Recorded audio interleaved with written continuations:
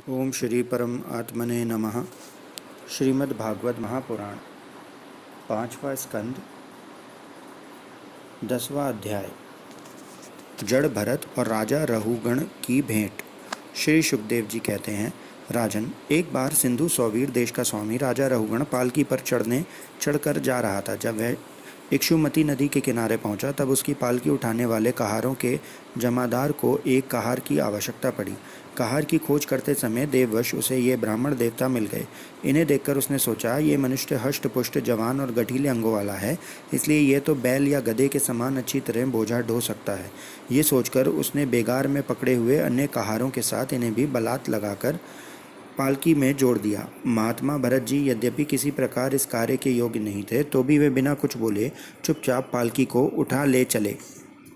वे द्विजवर कोई जीव पैरों तले दब ना जाए, इस डर से आगे की एक बाण पृथ्वी देखकर चलते थे, इसलिए दूसरे कहारों के साथ उनकी चालक का मेल नहीं खाता था। अतः जब पालकी टेढ़ी सीधी होने लगी, तब यह देखकर राजा रहुगण ने पालकी उठाने वालों से कहा, अरे कहारों, अच्छी तरह चलो, पालकी को इस प्रकार ऊंची नीची करके क्यों चलते हो। तब अपने स्वामी का ये आक्षेप युक्त वचन सुनकर कहारों को डर लगा कि कहीं राजा उन्हें दंड न दे, इसलिए उन्होंने राजा से इस प्रकार निवेदन किया, महाराज, ये हमारा प्रमाद नहीं है, हम आपकी नियम मर्यादा के अनुसार ठीक ठीक ही पालकी ले चल रहे हैं। यह एक नया कहार अभी अभी पालकी में लगाया गया है, तो भी जल्दी जल्दी नहीं चलता। हम लोग इसके साथ पालकी नहीं ले जा सकते। कहारों के ये दीन वचन सुनकर राजा रहुगण ने सोचा, संसर्ग से उत्पन्न होने वाला दोष एक व्यक्ति में होने पर भी उससे संबंध रखने वाले सभी पुरुष में आ सकता है, इसलिए यदि इसका प्रतिकार न किया गया तो धीरे धीरे ये सभी कहार अपनी चाल बिगाड़ लेंगे। ऐसा सोचकर राजा रहुगण कुछ क्रोध हो आया। यद्यपि उसने महापुरुषों का सेवन किया था, तथापि क्षत्रिय स्वभाव वश बलात् उसकी बुद्धि रजोगुण से व्याप्त हो गई और वह उन द्विज श्रेष्ठ से, जिनका ब्रह्म तेज भस्म से ढके हुए अग्नि के समान प्रकट नहीं था, इस प्रकार व्यंग से भरे वचन कहने लगा, अरे भैया, बड़े दुख की बात है, अवश्य ही तुम बहुत थक गए हो। ज्ञात होता है तुम्हारे इन साथियों ने तुम्हें तनिक भी सहारा नहीं लगाया। इतनी दूर से तुम अकेले ही बड़ी देर से पालकी ढोते चले आ रहे हो। तुम्हारा शरीर भी तो विशेष मोटा ताजा और हट्टा कट्टा नहीं है, और मित्र बुढ़ापे ने तुम्हें दबा रखा है। इस प्रकार बहुत ताना मारने पर भी वह पहले की ही भांति चुपचाप पालकी उठाए चलते रहे। उन्होंने इसका कुछ भी बुरा न माना, क्योंकि उनकी दृष्टि में तो पंचभूत, इंद्रिय और अंतःकरण का संघात, यह अपना अंतिम शरीर अविद्या का ही कार्य था। वह विविध अंगों से युक्त दिखाई देने पर भी वस्तुतः था ही नहीं, इसलिए उसमें उनका मैं मेरेपन का मिथ्या अभ्यास सर्वथा निवृत्त हो गया था और वह ब्रह्म रूप हो गए थे। किंतु पालकी जब भी सीधी चाल से नहीं चल रही है, यह देखकर राजा रहुगण क्रोध से आग बबूला हो गए और कहने लगा, अरे ये क्या तू जीता है ये मर गया है। तू मेरा निरादर करके मेरी आज्ञा का उल्लंघन कर रहा है। मालूम होता है तू सर्वथा प्रमादी है। अरे जैसे दंड पाणी यमराज जन समुदाय को उसके अपराधों के लिए दंड देते हैं, उसी प्रकार मैं भी अभी तेरा इलाज किए देता हूँ, तब तेरे होश ठिकाने आएंगे। राहुगण राजा होने का अभिमान था, इसलिए वह उसी प्रकार बहुत सी अनाप शनाप बातें बोल गया। वह अपने को बड़ा पंडित समझता था, अतः रज तम युक्त अभिमान के वशीभूत होकर उसने भगवान के अनन्य प्रीति पात्र भक्त वर भरत जी का तिरस्कार कर डाला। योगेश्वरों की विचित्र कहानी कहनी करनी का तो उसे कुछ पता ही नहीं था। उसकी ऐसी कच्ची बुद्धि देखकर वे संपूर्ण प्राणियों के सुहृदय एवं आत्मा ब्रह्मभूत ब्राह्मण देवता मुस्कुराए और बिना किसी प्रकार का अभिमान किए इस प्रकार कहने लगे। जड़ भरत ने कहा, राजन, तुमने जो कुछ कहा वह यथार्थ है, इसमें कोई उलाहना नहीं है। यदि बाहर नाम की कोई वस्तु है तो ढोने वाले के लिए है, यदि कोई मार्ग है तो वह चलने वाले के लिए है। मोटापन भी उसी का है। ये सब शरीर के लिए कहा जाता है, आत्मा के लिए नहीं। ज्ञानी जन ऐसी बात नहीं करते। स्थूलता, कृष्णता आदि व्याधि, भूख प्यास, भय, कलह, इच्छा, बुढ़ापा, निद्रा, प्रेम, क्रोध, अभिमान और शोक, ये सब धर्म देह अभिमान को लेकर उत्पन्न होने वाले जीव में रहते हैं। मुझसे इनका लेश भी नहीं है। राजन, तुमने जो जीने मरने की बात कही, सो जितने भी विकारी पदार्थ हैं उन सभी में नियमित रूप से ये दोनों बातें देखी जाती हैं, क्योंकि वे सभी आदि अंत वाले हैं। यशस्वी नरेश, जहाँ स्वामी सेवक भाव स्थिर हो वहीं आज्ञा पालन आदि का नियम भी लागू हो सकता है। तुम राजा हो और मैं प्रजा हूँ, इस प्रकार की भेद बुद्धि के लिए मुझे व्यवहार के सिवा और कहीं तनिक भी अवकाश नहीं दिखाई देता। परमार्थ दृष्टि से देखा जाए तो किसे स्वामी कहें और किसे सेवक।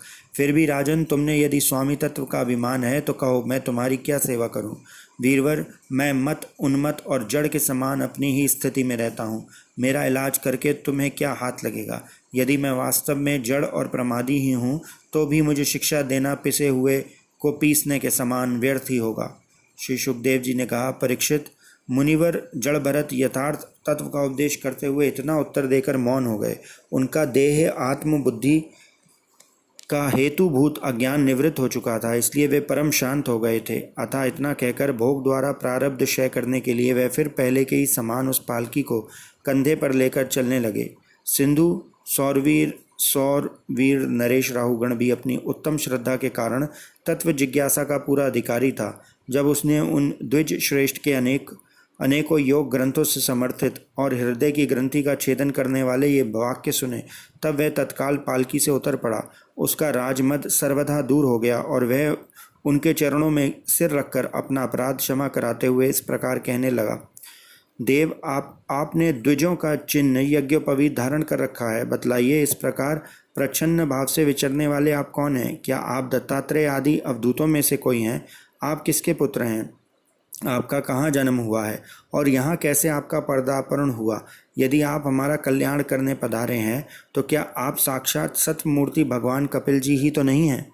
मुझे इंद्र के व्रज का कोई डर नहीं है, ना मैं महादेव जी के त्रिशूल से डरता हूँ, ना यमराज के दंड से। मुझे अग्नि, सूर्य, चंद्र, वायु और कुबेर के अस्त्र शस्त्रों का भी कोई भय नहीं, परंतु मैं ब्राह्मण कुल के अपमान से बहुत ही डरता हूँ। अतः कृपा बतलाइए, इस प्रकार अपने विज्ञान और शक्ति को छिपाकर मूर्खों की भांति विचरने वाले आप कौन हैं? विषयों से तो आप सर्वथा अनासक्त जान पड़ते हैं, मुझे आपकी कोई था नहीं मिल रही है। साधो, आपके योग युक्त वाक्यों की बुद्धि द्वारा आलोचना करने पर भी मेरा संदेह दूर नहीं होता।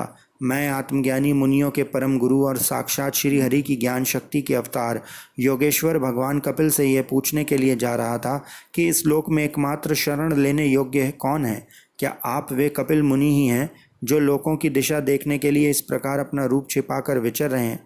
भला घर में आसक्त रहने वाला विवेकहीन पुरुष योगेश्वरों की गति कैसे जान सकता है? मैंने युद्ध आदि कर्मों में अपने को श्रम होते देखा है, इसलिए मेरा अनुमान है कि बोझा ढोने और मार्ग में चलने से आपको भी अवश्य ही होता होगा। मुझे तो व्यवहार मार्ग भी सत्य ही जान पड़ता है, क्योंकि मिथ्या घड़े से जल लाना आदि कार्य नहीं होता। देह आदि के धर्मों का आत्मा पर कोई प्रभाव ही नहीं होता, ऐसी बात भी नहीं है। चूल्हे पर रखी हुई बटलोई जब अग्नि से तपने लगती है तब उसका जल भी खौलने लगता है और फिर उस जल से चावल का भीतरी भाग भी पक जाता है। इसी प्रकार अपनी उपाधि के धर्मों का अनुवर्तन करने के कारण देह, इंद्रियां, प्राण और मन की सन्निधि से आत्मा को भी उनके धर्म, श्रम आदि का अनुभव होता ही है। आपने जो दंड आदि की व्यर्थता बताई, सो राजा तो प्रजा का शासन और पालन करने के लिए नियुक्त किया हुआ उनका दास ही है। उसका उन्मत्त आदि को दंड देना पिसे हुए को पीसने के समान व्यर्थ नहीं हो सकता, क्योंकि अपने धर्म का आचरण करना भगवान की सेवा ही है। उसे करने वाला व्यक्ति अपने संपूर्ण पाप राशि को नष्ट कर देता है। दीनबंधु, राज तत्व के अभिमान से उन्मत्त होकर मैंने आप जैसे परम साधु की अवज्ञा की है। अब आप ऐसी कृपा दृष्टि कीजिए जिससे इस साधु अवज्ञा रूपी अपराध से मुक्त हो जाऊं। आप देह अभिमान शून्य और विश्व बंधु श्री हरि के अनन्य भक्त हैं, इसलिए सब में समान दृष्टि होने से इस मान अपमान के कारण आप में कोई विकार नहीं हो सकता। तथापि एक महापुरुष का अपमान करने के कारण मेरे जैसा महापुरुष साक्षात त्रिशूलपणि महादेव जी के समान प्रभावशाली होने पर भी अपने अपराध से अवश्य थोड़े ही काल में नष्ट हो जाएगा। इति श्रीमद्भागवते महापुराणे परमहंस्यां साहित्यां पंचम स्कंदे 10वां अध्याय। कृपया चैनल सब्सक्राइब करें। धन्यवाद। ओम नमो भगवते वासुदेवाय।